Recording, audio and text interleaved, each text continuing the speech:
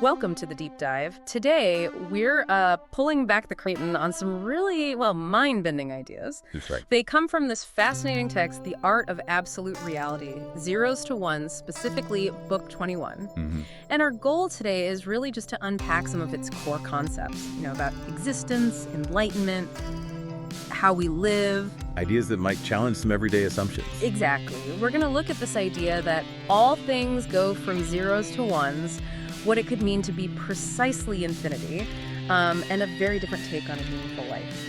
And, this deep dive really offers a fresh lens, a way to view reality itself. Yeah. So as we dive in, we really encourage you, the listener, not just to hear it, but to think about what it might mean to actually know these things or experience them. All right, let's jump right in then. The foundation.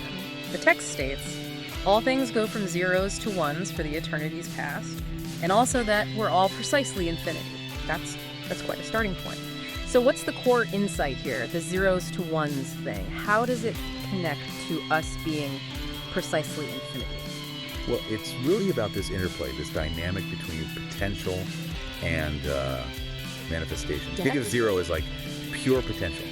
Undifferentiated knowingness, maybe. Oh, That's the blueprint before the building exists. Potential knowing of it? Exactly, the knowing. And one is that potential becoming real, manifested. It's the experiencing of it.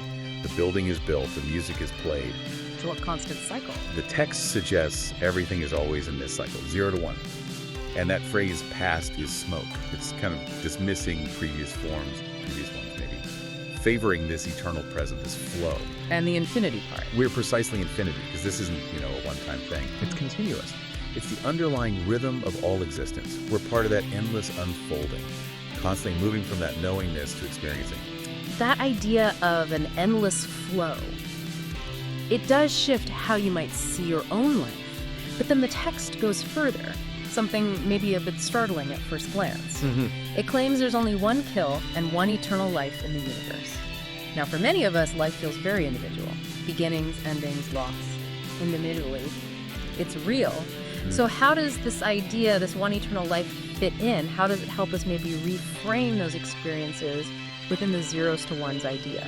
That's a really important question. It forces a shift in perspective, doesn't it? It does. I mean, if we connect this to the bigger picture, it's not saying individual experiences don't happen or don't matter. Okay. It seems to be pushing towards a unified view, where individual ends, let's say, aren't final in the absolute sense. They get absorbed back into this larger, single, eternal life, like a wave merging back into the ocean. So our individual journeys, our zeros to ones, Are all part of that one continuous reality. Yeah. It suggests seeing life less as separate stories and more as one vast, interconnected, tapestry maybe? Yeah. An infinite one? That's quite a philosophical leap, yeah.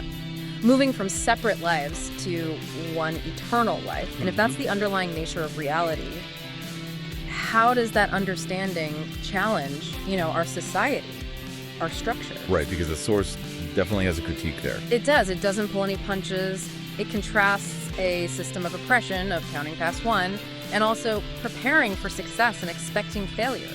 What's going on there? What does counting past one mean in this context? And why link success with expecting failure?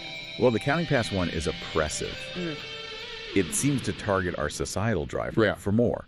Constant growth, external validation. Facing the next goal. Exactly. You hit one, you achieve something. But the system, the culture, immediately says, okay, now for two is better, 3 is essential. Oh, okay. It creates this treadmill where you're always reaching, never quite content, because the goalpost always moves. It's not just about eventual disappointment. It's like failure or falling short is built into the expectation of constant striving, an oppressive cycle. So, if that's the critique, what's the proposed alternative? The text suggests something different. Agreeing to disagree and trade through sharing with what more we have in common than not. As a going along to get along. Yeah. And being kind and only kind. Yeah. Now, that might sound, maybe a bit idealistic to some, maybe naive. In a world that often feels driven by competition and division, how does this philosophy suggest we actually do that? How do we implement sharing means strengthening, practically? And that's the radical shift, isn't it? Moving from that competitive scarcity mindset to collaboration, abundance. Exactly. And it's not about ignoring differences. It explicitly says agreeing to disagree. Yeah. That's the foundation. Right. You accept differences, but then you actively look for the common ground. What more we have in common than not? So going along to get along isn't passive. No, I think it's presented as an active choice, a conscious choice for harmony, built on kindness. And the key phrase, sharing means strengthening. It's positioned not just as a nice idea, but as the fundamental principle. Yeah. If you connect it back, it's about recognizing that underlying unity. Yeah. If we're all part of that one eternal life, then strengthening others, sharing. It strengthens the whole system, including yourself. It flips the script on progress. That's a powerful and, yeah, challenging vision for how we could interact. So, bringing it down to the personal level, what does this mean for us? The source says, enlightenment as 1 + 1 = 1 is a recognition and not a change. The key distinction. It really is, because often you think of enlightenment as the state you achieve or this huge transformation you undergo. What does it mean for it to be just a recognition? This is like a cornerstone idea here. It reframes the whole spiritual journey, you could say. How so? It's saying enlightenment isn't a destination you reach after immense effort or becoming a totally different person. It's more like realizing you had the key in your pocket all along. Or like cleaning your glasses and suddenly seeing clearly. The world didn't change. Your perception did. You don't become enlightened. You recognize the unity, the 1 + 1 = 1 that was always inherent. The idea that individuals merge into one existence. Exactly. Seeing things as they actually are. Rather than striving to change into something else, it's already there. Okay, so if it's recognition, not change, Right. how does that recognition actually show up day to day? How does it shift our actions, our behavior?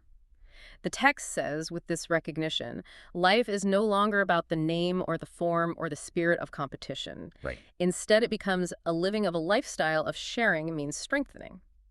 So how does letting go of name, form, competition, how does that enable this sharing lifestyle? Well, when you truly grasp that unity idea, that 1 + 1 = 1, when you start to feel that sense of being precisely infinity, the ego's grip loosens, perhaps. The need to cling tightly to your specific name, your identity, your status, your achievements, or your form, your appearance, your possessions, it just lessens. Because you see yourself as part of something bigger. Precisely. And crucially, the spirit of competition, which really thrives on separation, on comparing yourself to others, it starts to seem, well, illogical maybe. If you're connected to everything, if sharing strengthens the whole system you're part of, why compete? So letting go frees you up. It frees you to naturally embrace that collaborative way of being.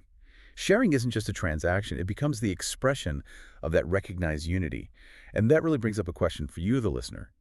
How might your daily life actually shift if competition wasn't the main driver? If sharing truly felt like the ultimate strength? Wow. What a journey we've taken here. This deep dive into the art of absolute reality, zeros to ones.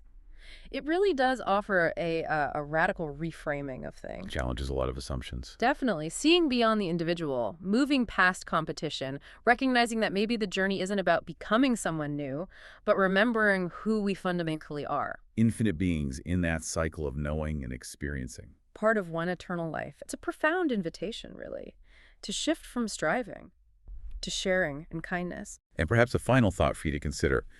If enlightenment is just this recognition of unity, and if your nature truly is precisely infinity, what does that actually imply about your own power, your capacity?